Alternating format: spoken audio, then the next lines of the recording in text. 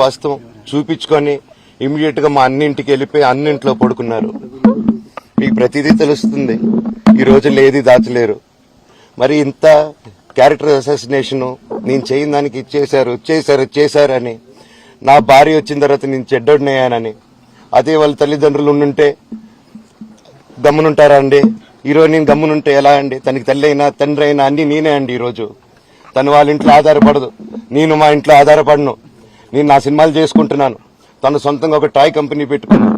Lockdown లో అహం బ్రహ్మ cinema మా ప్రేమ కోసం ఆలోచించినప్పుడు నిర్దాక్షిణంగా నేను చెన్నైకి షిఫ్ట్ అయిపోయి ఈ ఊర్లో వద్దని మేము అక్కడ కూర్చొని నేను మనోజ్ నువ్వు బొమ్మలు గీస్తావు కదా, కథలు రాస్తావు కదా, బొమ్మలకి ఆత్మ నిర్భర్ అని నరేంద్ర మోడీ గారు ఇది అనౌన్స్ చేశారు.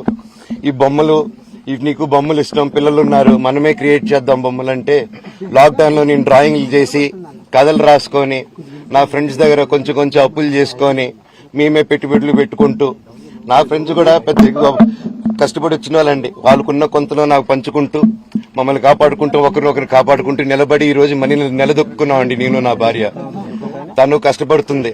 ఇప్పుడు కాశ్మీర్ నుంచి కన్యాకుమారి వరకు ఓన్లీ తను నేను ఇంకొక 3-4 కలిసి దీన్ని ఇంత దూరం తీసుకొచ్చామండి. ఈ రోజు నేను మళ్ళీ సినిమాలకు వచ్చేసాను. అందుకే ఈ రోజు నేను నిలబడపోతే